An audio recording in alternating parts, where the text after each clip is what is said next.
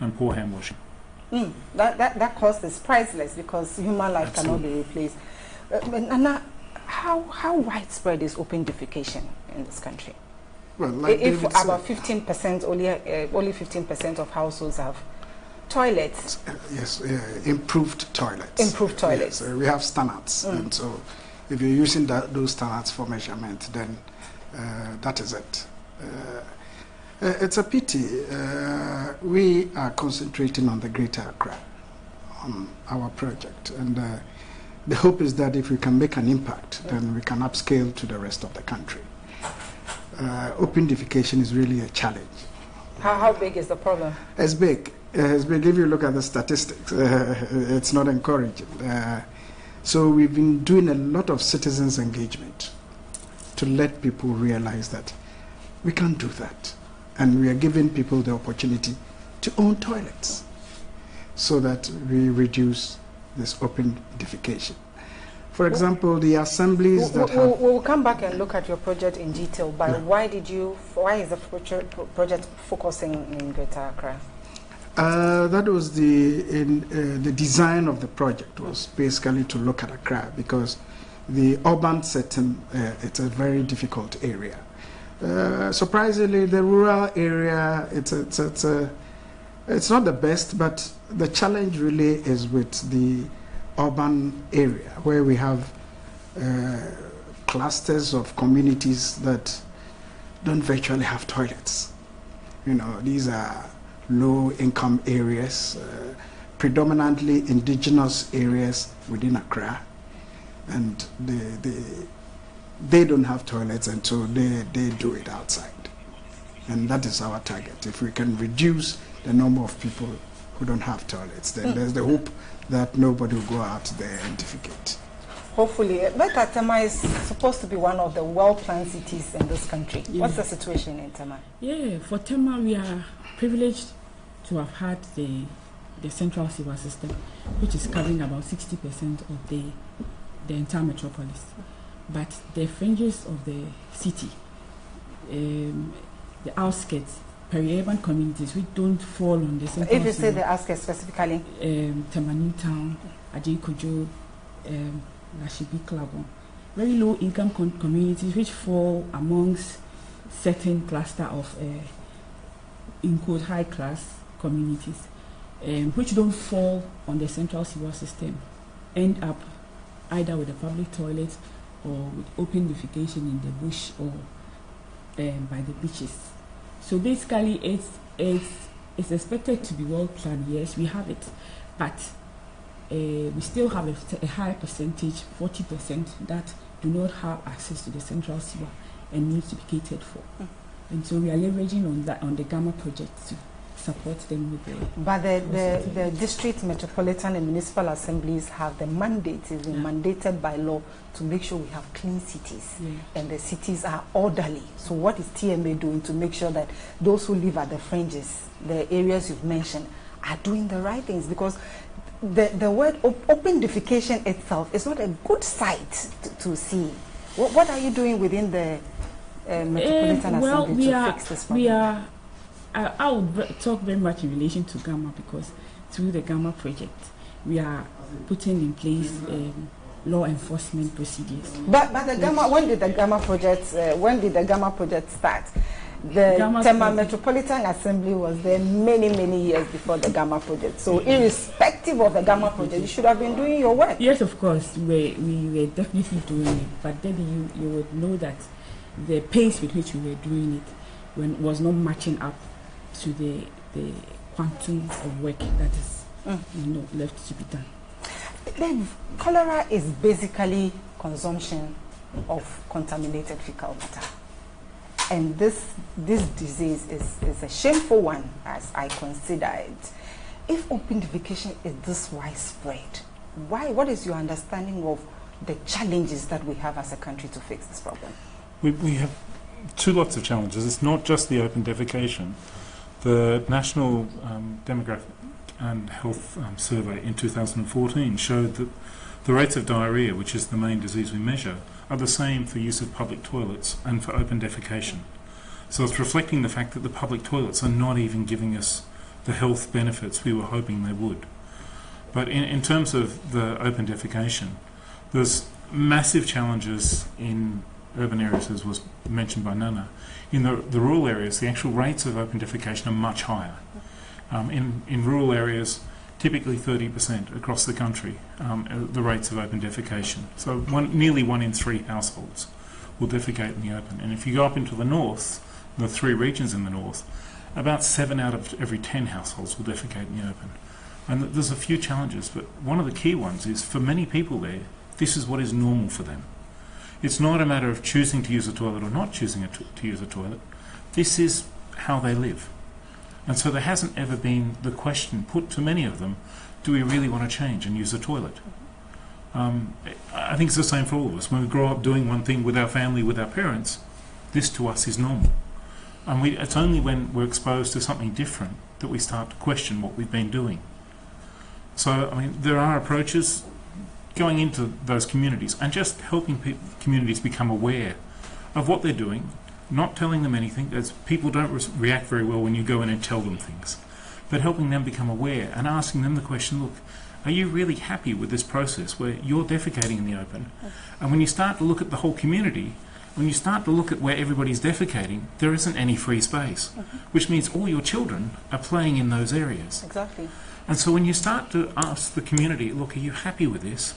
Not surprisingly, many of them come back and say, well, actually, no, we're not. We just hadn't really thought of it like that.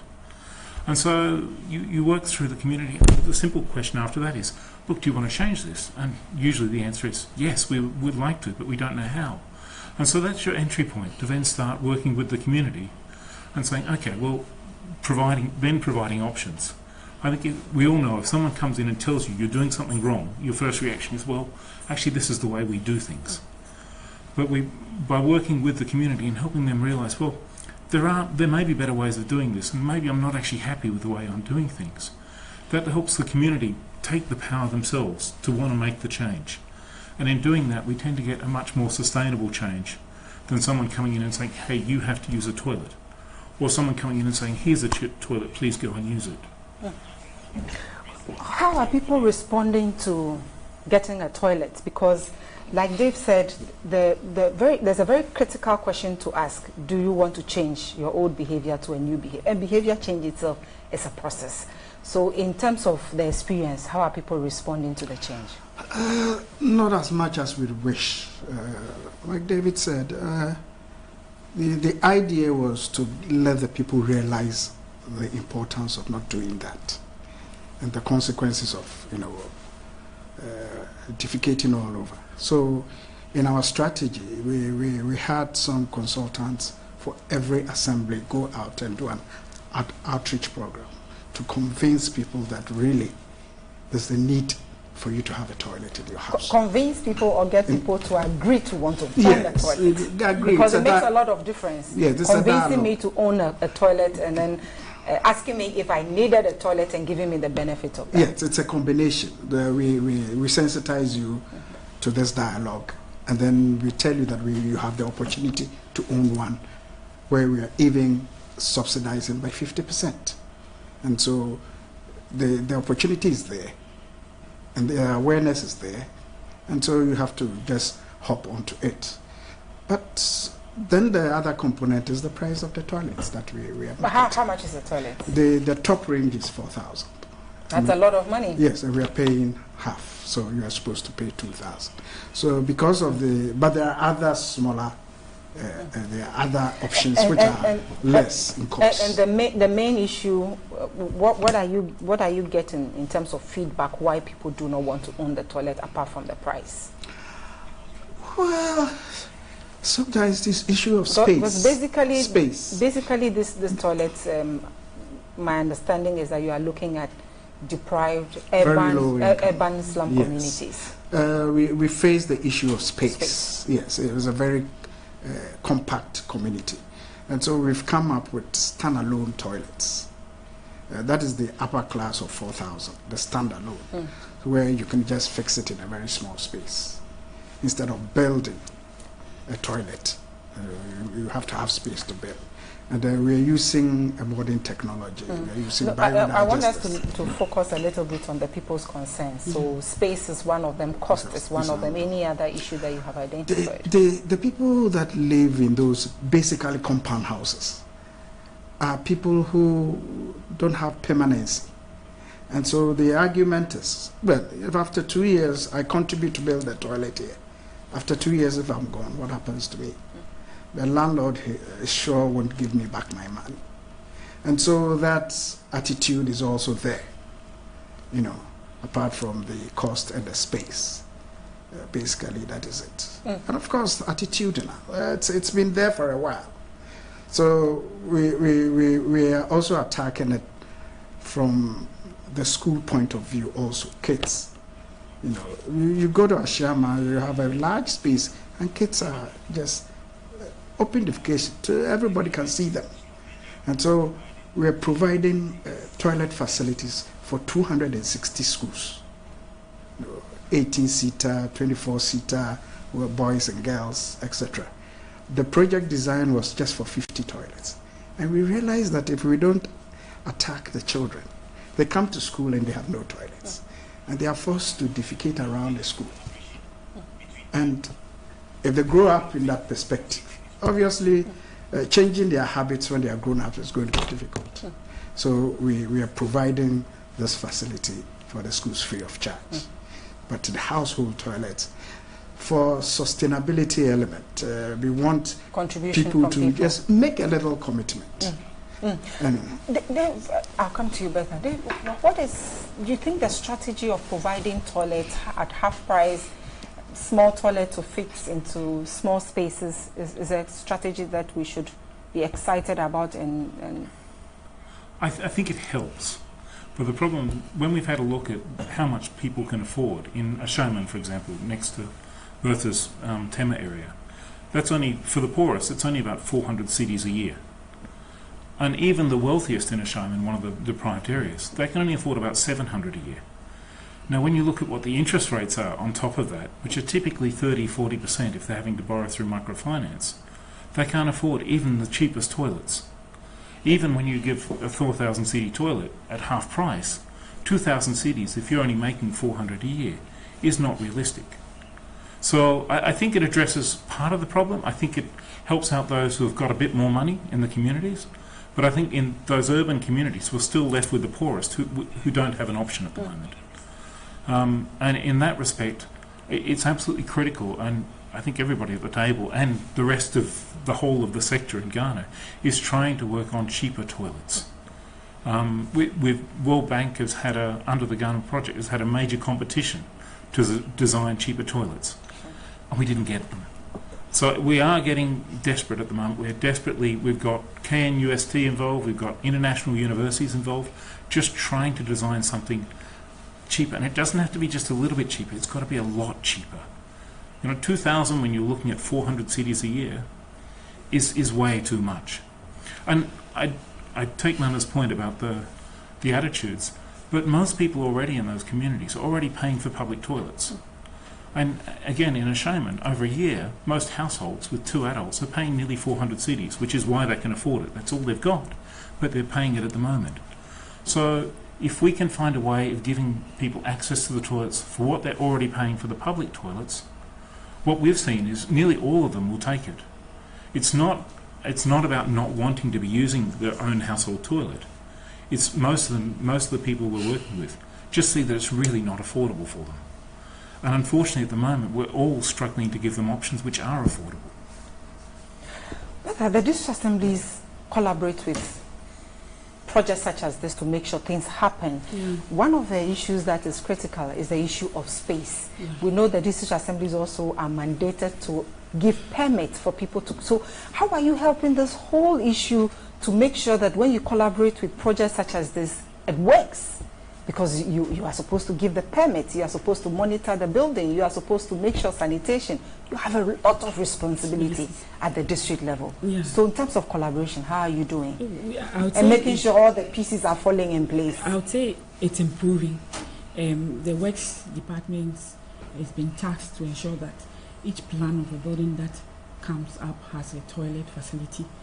before it's given the permit. But typically, the kind of plans that go to the district assemblies are these 4-bedroom, 5-bedroom apartments. Yeah. No one does a chamber and hall and a compound house and takes it to the assembly. So we don't have to wait for the thing to come to the assembly. How is the assembly going out there to make sure that we get the things done? Yeah, you see, for when it comes to the urban low-income community, the characteristic is a bit different from a very rural setting. They have their own taste, all right, or as to what type of toilet they want. They like comfort in a way, and they're also a bit difficult to persuade because the person he sees good things around. He also wants it, but he's forgotten the setting in which they are. For us, for instance, when you go to the low-income areas in Tema that I talked about are indigenous areas. A person can tell you that our forefathers were using public toilets and it has been normal with them. So for us now, a lot has gone into behavioral change campaign. And I wouldn't say that has gone to waste because the returns that we are having churning out right now shows that the work we did some days back is yielding results. Also for Tema, we're looking at expanding the sewage in areas like Ankoma. Just because of the space issues, we cannot put up a biodigester that will take, although a small space, but would still not, that space will still not be found in a particular household in that kind of setting. And so we are expanding the sewer lines into the communities so that houses along the line can tap onto will connect them onto the sewage system. That is through the Gamma and also as part of the municipality's agenda. So I would say that a lot is going on, and in Asiedu-Dartey, like this, that place, we don't have much problem with land because the setting is a bit spacious, and so most of them are bought into the idea. Yet still, we are designing condominial systems we put together about 10 to 15 houses and design a network for them and then connect them to a bigger septic tank. And a number of them have bought into it. Convincing them has been the difficult thing when you need a number of houses to agree that we need to come together and maintain this septic tank.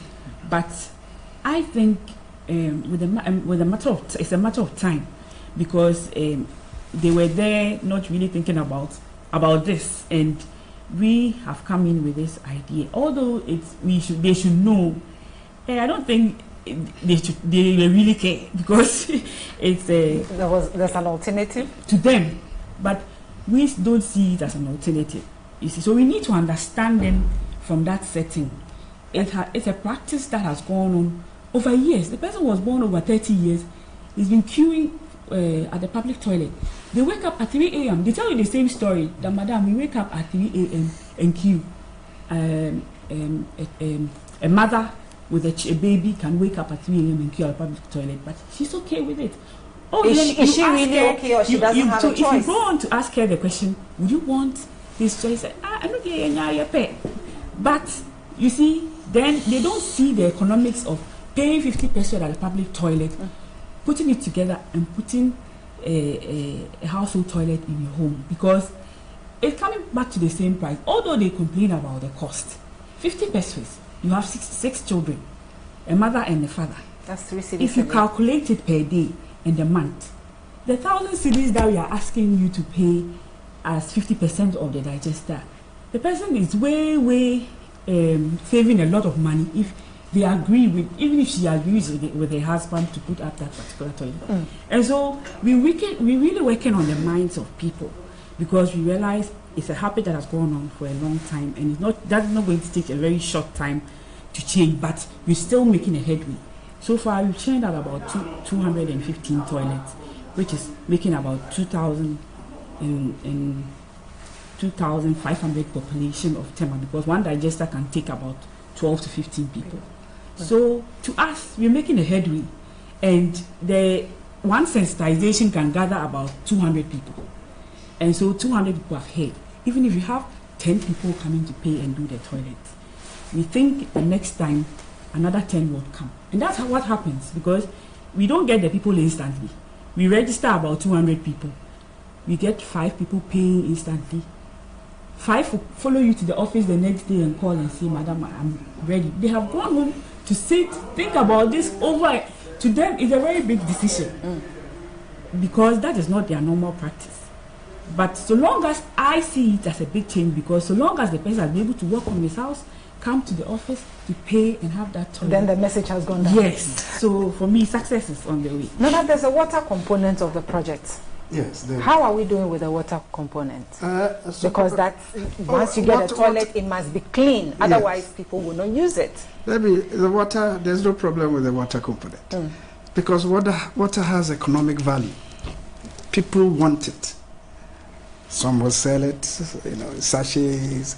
So once it has that economic sense, in the survey we did, we asked people whether they wanted to leverage on a microfinance to get a small loan for their toilet. We got only 5%. With the water, almost everybody said, yes, why not? Because they can do business with water. We're supposed to do 150 kilometers of pipeline into these low-income areas. Currently, they are about 50 kilometers. So it's going on. They are bringing the bigger pipes into the communities, and then we will do the smaller arterial network. But just shifting back to the strategy to get them, as David enumerated some of the concerns. We've done a review of our project, and the new Sanitation Ministry asked the World Bank to up the subsidy. So in theory, we are moving up to 70%. We are doing the paperwork. And the ministry will take the additional? No, so the citizenry is supposed to pay now 30% instead of 50%. But even there, we have designed a platform with Tigo where you can contribute onto the platform as a savings. All these calculations David was talking about, and better, the amount you pay every day, bits and pieces. So why don't you look all the calculations for them. Why don't you look at it the reverse? Provide the toilet, because we know the benefit of those toilets. As if people are going to stop defecating outside, and we are in the rainy season. We are sitting on a time bomb. We know what happened in 2015. About 200 people lost their lives. As if you're reading my mind. We've changed the strategy. We said that, look, we've spent 2 years trying to get people to understand and build. We've already been able to build about 1,000 toilets, when our target is 19,000. So we're saying that if you can even get 5 cities as a saving on the platform, we're going to provide you with a toilet. And then we spend our energy trying to recoup your little contributions as a payback. We realized, so we've advertised for big-time contractors to take huge toilet contracts, about 5,000.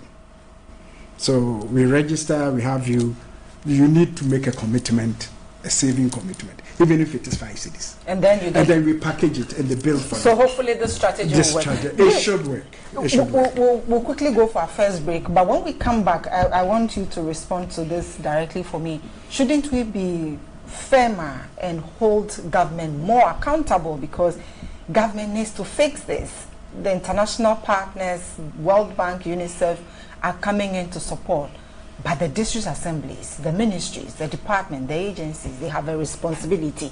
So we'll go for a break. When we come back, we'll focus a little bit on government's responsibility to make sure that we have a safe and clean environment. We'll be back shortly. Obviously, we also have a responsibility. We'll be back shortly after this break.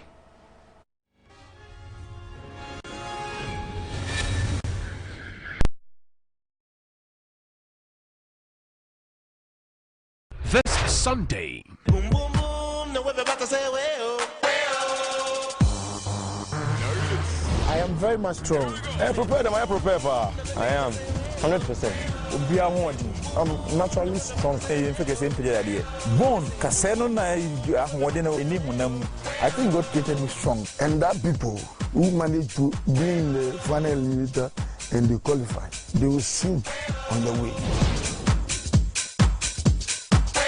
Ghana's strongest shows this and every Sunday, 5 p.m. to 6 p.m. only on TV3. Brought to you by Mixi Choco, Channel Hot, Holy Trinity Spa and Health Farm, Tabia Herbal Mixture and Capsules, Day by Day Men's Sport, and supported by Onya 95.1 FM and 3news.com.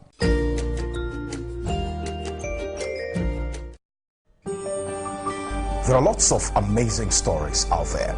What we do on News 360 is to bring to you the most compelling news by teasing out the right pieces that bring the stories to life. My job is to present to you the news in the most gripping manner and asking the critical questions that bring out the needed detail out of the stories. My name is Alfred Okansi. Join me on News 360, Monday through to Friday, 7 p.m. on air and online only on TV3.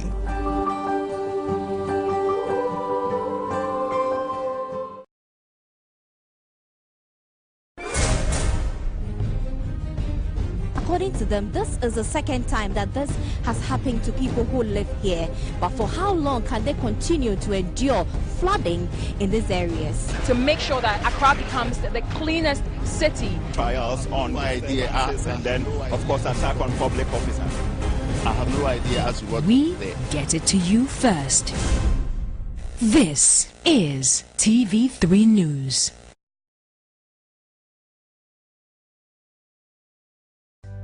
Log on to www.3news.com for more news and updates of our major stories. Join us on Facebook 3newsgh for live streaming and comments on our page. Like and follow us on Twitter at 3newsgh and at 3sportsgh. Like our pictures on Instagram, TV3 Network. If you missed our live shows, watch a playback on YouTube, TV3GH. TV3, first in news, best in entertainment.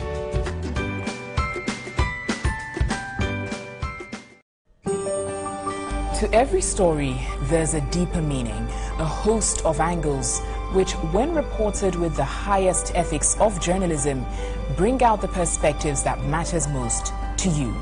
That's what News 360 is all about. I seek to climb higher, dig deeper, and go further to bring you 360 degrees of the news and what happens thereafter. I'm Natalie Fort. Join me on News 360 every weekday at 7 p.m.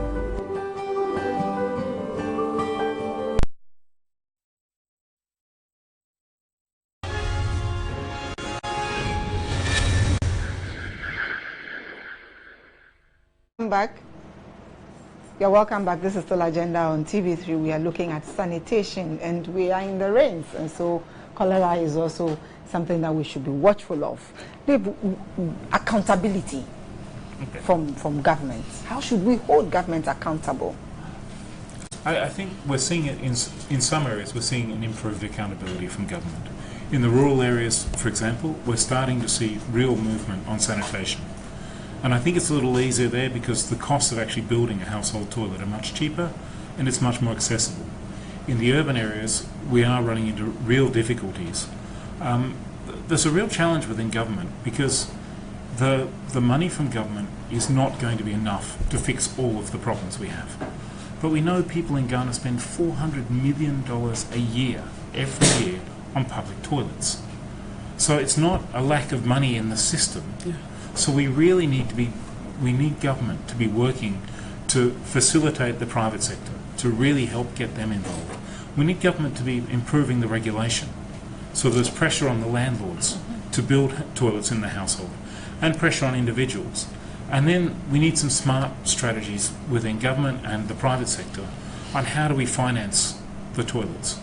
And at the moment, that last one is still a bit challenging, but certainly the regulation is something that we need to improve on.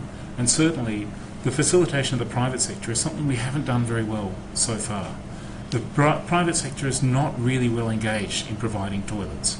So we need to, as a country, really accelerate that, because until the private sector comes in and really starts building toilets, we won't have toilets. The private sector will do what they can get return on their investments, because they will not invest in toilets if they can't be guaranteed of a return. Absolutely. So it's a matter of understanding how do we make sure that the regulations are there? How do we make sure that when a private sector investor invests, they can be confident that they're not going to be undercut by somebody who's not following the standards? That when the private sector's engaged, they actually have an understanding of what the profits are. At the moment, we've spoken to a lot of banks, and most of them walked away and said, we don't want to be involved. This is too risky. We don't understand this. Okay. I think that's one of the problems, is that there's a responsibility of government as well, not just to do the regulation, but also to help the private sector understand where the opportunities are. After that, I agree entirely.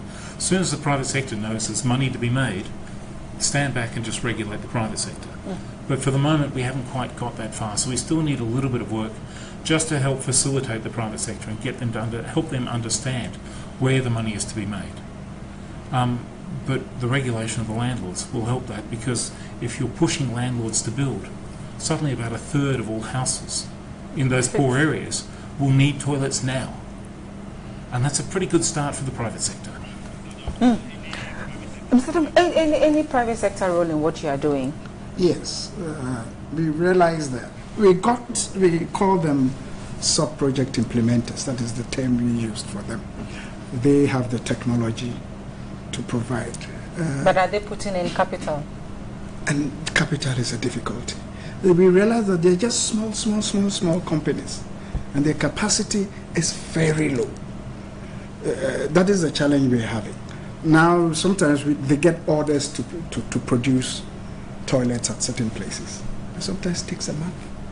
The person is expecting to have a toilet maximum 2 weeks. So the capacity of the private sector has to be enhanced, both financially and in management and technology, etc.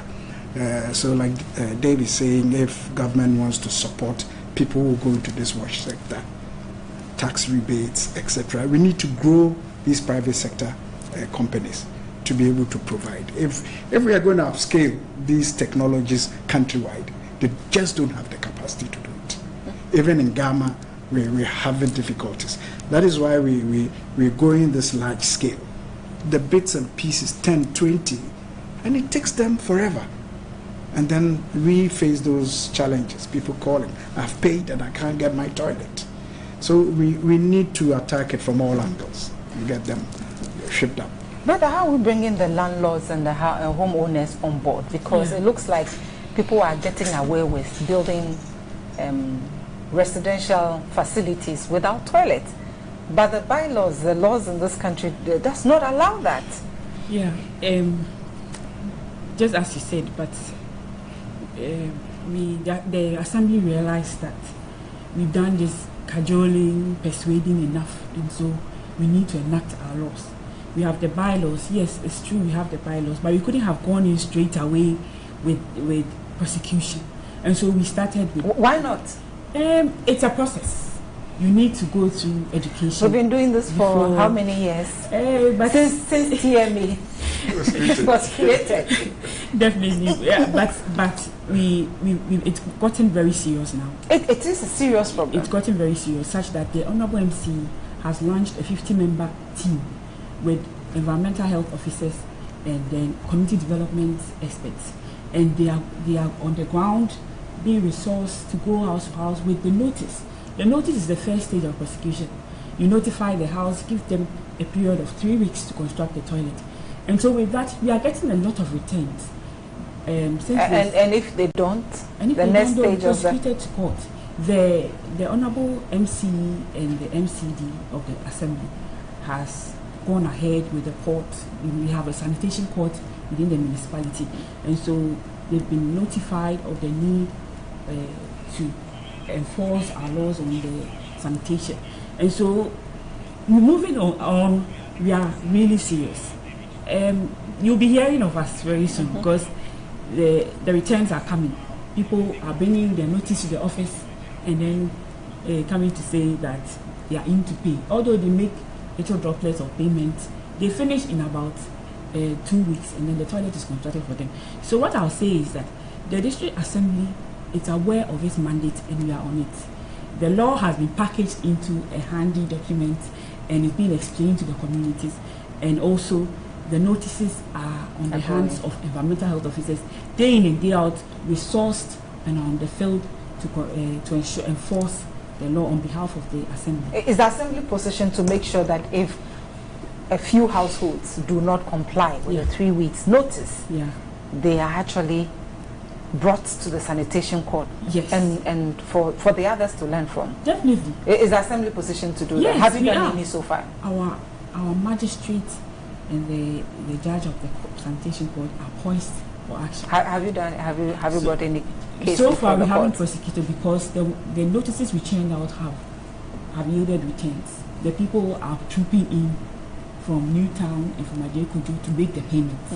And so we are still spreading out, ensuring that each and every household has got a notice.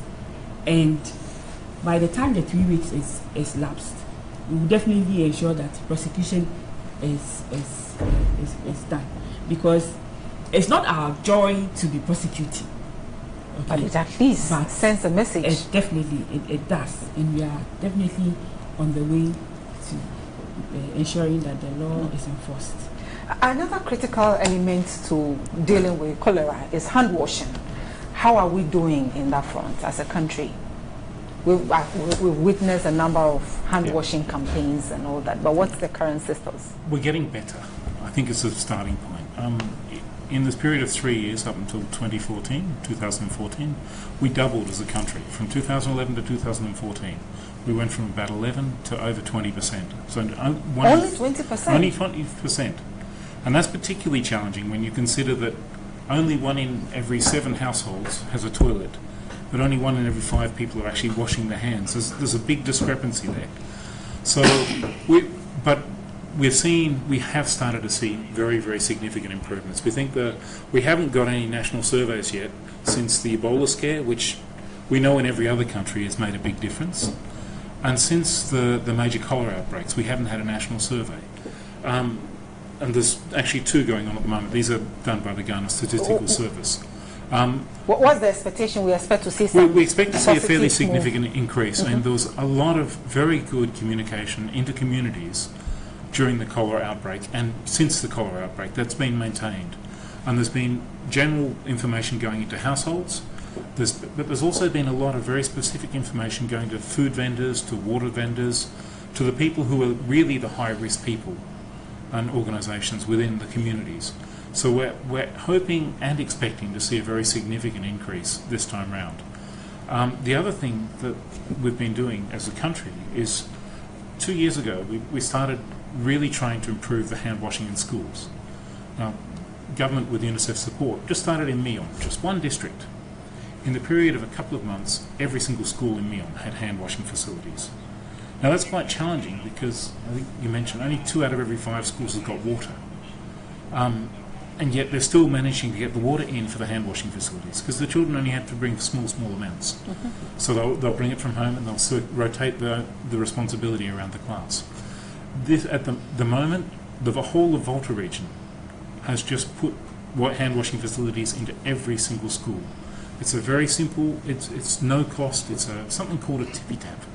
It's basically just a gallon with a piece of string on a stick ensemble, and anybody can make it. We took some journalists out, but within a day they were making it in 3 minutes.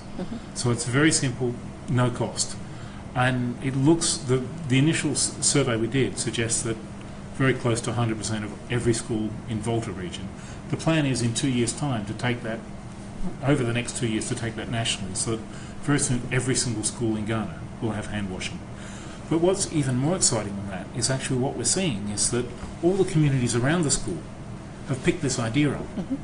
And we're starting to see this very rapid organic growth of hand washing in areas. So the next step as well with government is for the government to take it from the schools into the communities. So whilst we're doing this national program in Volta, we're going to be trying to take it into the communities. And the plan is within 4 or 5 years, just about every household in Ghana will have simple, cheap access to hand washing equipment. Yeah. The other challenge to hand washing is water, the water. Absolutely. Because when you go to communities where they have issues with water, then hand washing becomes a challenge. Absolutely, but the whole point of this tippy tap is it uses such a small amount of water. And normally you have to turn on a tap and you use a lot. Sure. With this, you just use a simple gallon container. It just puts out just enough to wash your hands each time. So 1 gallon container is enough for a whole classroom for a whole day. And so at the household level, the water shouldn't be that big a challenge, because one of these should last the household a few days. Have you integrated hand washing into this project, and have you considered it as part of the design to make sure that there's hand washing? Exactly. The design of the toilets has hand washing facilities outside the toilet. I mean, just outside. So even if you're playing and you soil your hands, you can just go and wash. And we are making sure that every school has water. We're connecting them to the GWCL. How about the households? I'm talking about so the let's school. talk about the so schools. we're giving them overhead tank as a reservoir. We're connecting them to the water pipe system. Areas like Gas South, the schools don't have water. And so we are drilling boreholes so that this practice of hand washing and this concept of Veronica buckets, yes, we are encouraging that. And we are doing hygiene education for the kids, the whole school. So we're promoting that strongly, and we're hoping that by the end of the year, we would have completed almost all the school toilets. And we're going to manage that for the next 1 year to make sure that it's really functional. And so we are handling that. At the household level, it's this sensitization thing. And there are a lot of NGOs working in that sector. You know, we in the design of the standalones, for example, we have a small wash basin inside. Yeah, if you look at our design, we have a small wash basin to encourage households themselves to wash their hands. You know, and so even when we build for you, we encourage you to have a small wash basin inside the toilet. So that is the way we can also help with this hand washing. We'll go for our last break. When we come back, we'll focus on attitudinal and behavior change and how this can make a difference. We'll be back shortly.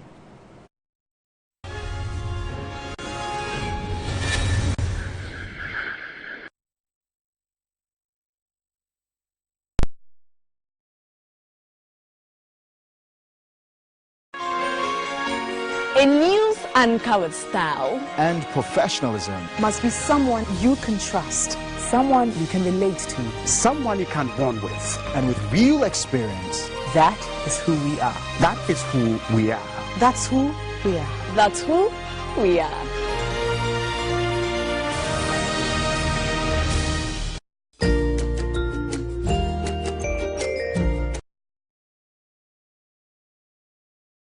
This Sunday. Boom, boom, boom. No, we're about to say,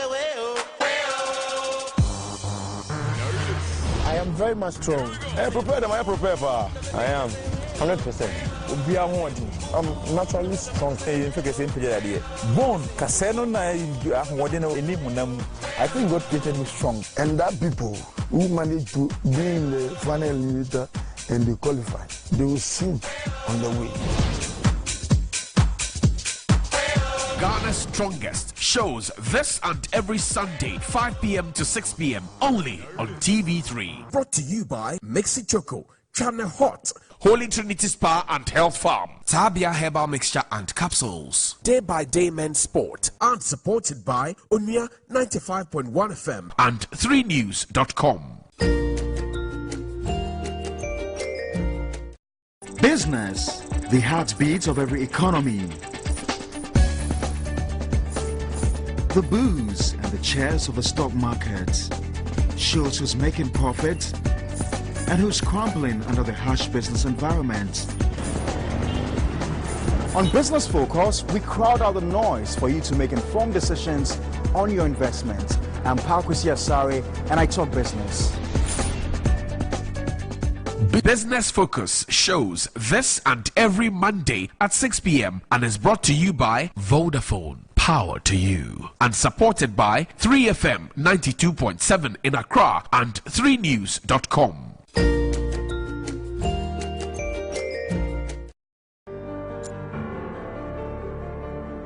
Everything you need to know.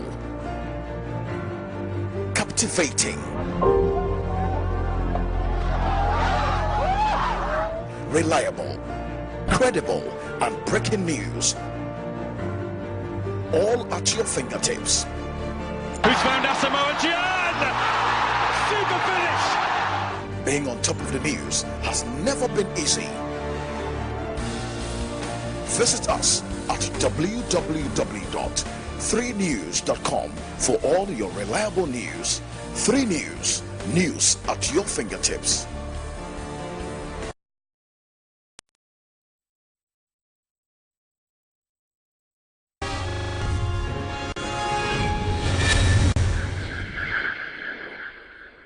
Hello, you're welcome. We are looking at cholera and sanitation, and with a specific focus on open defecation and hand washing.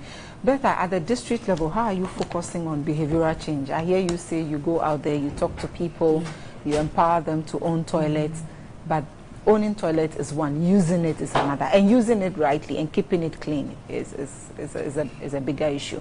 So how are you incorporating all that into your educational programs? So with that, we've brought a number of environmental health officers together, trained them as to how to follow up on the use of the toilet and to go house to house and then ensure that the toilet are even used as it was designed to be used, because we are promoting a lot of digesters, and so we give them that capacity building such that they'll be able to support the households who are using the toilet to use it rightly. And then also we are ensuring that the houses are, aware that they need to use the toilet. They don't need to exceed the population that has been designed for the toilet, and by so doing, less house can come and attend to that toilet, or the other can also. We don't allow that. We educate them in groups. We started in larger groups, and now we've moved down to focus group discussion in neighborhoods, where we explain the toilet options as to the design and the use process to them. And so most of them were made aware that this is not just the normal public toilet. You just queue, 100 people can queue and then use it anyhow. But then this particular one, you need to ensure that the number that has paid for the toilet or number that has been earmarked for the toilet, you and your family use the toilet rightly. And so you give us the correct number in the household so that we also design accordingly for the house, especially in the compound houses. We need to find a common place which can take, if there are about 100 people in the household, we are thinking about 6 rooms for them, such that 2 rooms could have a key to a particular toilet, and then and that is what we call a compound toilet, but it's still household in a way. So basically, we are ensuring that behavior is changed as to use of toilet, and as to access to the toilets. We are trying our very best, as I said, with the sensitization and then moving to law enforcement, which is our mandate, moving forward. And it's our mandate, and it has always been your mandate. It's our mandate and it's our agenda. It's our agenda moving forward as Tema Metropolitan Assembly, because we're going to ensure that open defecation is reduced. It can't stay drastically to the barest minimum. But in the sewage on the sewage component, we are also ensuring that households within 200 households will be connected to that Bankoman sewage, and that 200 households. How soon is this underground extension? The design has been completed, and the SEA, Strategic Environmental Plan of assessment of the treatment, is what is going on right now. And the actual construction and linkage? It's expected to happen in a month's time. So by August? By August. This should happen? Yes. We will have the sewage component. We'll keep an eye on that. Definitely.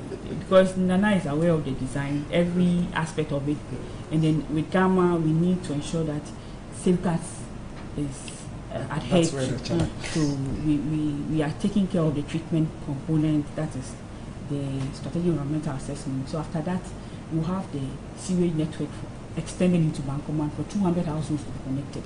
And we are looking at trying to bring a number of other houses together to get a common treatment, and that would increase our toilet numbers. Now I told you that we are at 215. Very soon, it should be increasing. Definitely, we'll keep an eye on that. We'll keep an eye on that. Behavioral. Sometimes when we talk about behavioral change, we are overly ambitious and hope that when we do a sensitization, things will fall in place. But we know it's a process. How should we position it, especially when people have been doing open defecation for a very long time and they have not been practicing hand washing for a very long time, and then we are helping people to switch gradually? How should we position that whole concept of change? Thanks, Debbie. I think it's really important. Everything we've done shows us it's very important to follow through and continue to follow through. Getting that initial trigger from the community to say, or households, we want to change, is often not that difficult to do. It's an awareness thing, and people do realise, maybe I'm not so happy with this fairly readily. But then changing, as you said, is hard for all of us. We all slip when we're trying to change. So it's really, really important for those that are supporting the communities, either from government or NGOs or whoever is doing it, to follow up, be there every week, just to be there, talk through what the problems are, and help, like any other strategy for behaviour change. And there's one other thing which is going to be very, very important to help this. And at the moment in Ghana, it's not necessarily normal to use a toilet. And particularly in the north, it's actually normal not to use a toilet. But even within Accra, people generally don't get offended when they see somebody using a gutter or easing themselves somewhere in public. And we need to change what is normal. So there's a government campaign which is about to be launched, looking to do exactly that. Try and change this for all of Ghana, to change what is normal, from not using a toilet being normal to using a toilet becoming normal.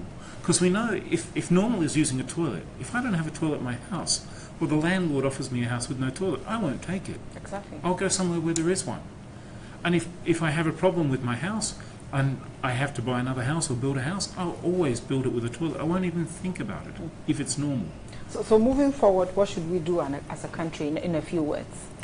In a few words, we have to invest as a country very strongly in behaviour change and changing what is normal across the country, and also in making a framework of both regulation and facilitation for the private sector, because we need them to solve the problem. But without the regulation and without changing what is normal, it won't get there. Moving forward, what should we be expecting from the Gamma project?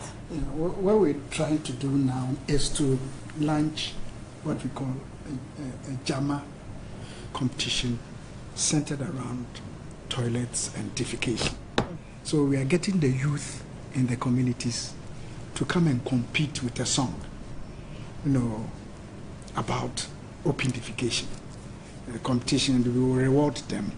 And they're supposed to play act, and so that it will whip enthusiasm within the community, because they, the community youth members themselves, are singing against these practices. And we think that if the competition gets on, with the little incentives that we give them, we will all keep organizing, and this should spread within the community. So we put the paperwork together. Very soon we will launch it with Debbie's help. We will make you an ambassador of sanitation. Of sanitation. Better moving forward. What should we expect from the districts assembly? You are from TMA. Yes. But Gamma is looking at all the 11 assemblies. What should we be expecting from the assemblies? I'll say that especially TMA. We were not achieving our target as a metropolis, maybe because we were not engaging the community. Now with Gamma on board, we've trained community activists, such that within the communities we have people who are helping to promote the toilet amongst themselves. So we have clan heads, we have heads of homes. And in terms of enforcement? Environmental health officers are there to do so, because the activists are not mandated to enforce the law, but they are supporting our work within the community. So we should be expecting that in a few years. In a few years, Tema will be shining. Definitely, and open defecation would have been reduced. The various minimum. Our beaches will be very clean, and we'll be living in good health. Well, thank you so much for being part of this discussion. We've just looked at open defecation and hand washing and how that affects cholera. We all know, we can't forget 2015, 2014, the cholera cases in this country. They were really, really pathetic. That in a particular year, we lost over 200 people. Why? Because they consume contaminated fecal matter. That's a shame. We should not let this happen in this country. Thank you so much. My guests have been Mr. David Duncan from UNICEF Ghana, Beta Excel from the Tema Metropolitan Assembly, and Mr. Frederick Nanadankwa from the Gamma Project. And thank you for being part of this discussion. My name is Deborah Kwabla. God willing, same time next week, I will be here with another discussion. Enjoy the rest of your weekend, enjoy your holiday, and have a productive week. Bye.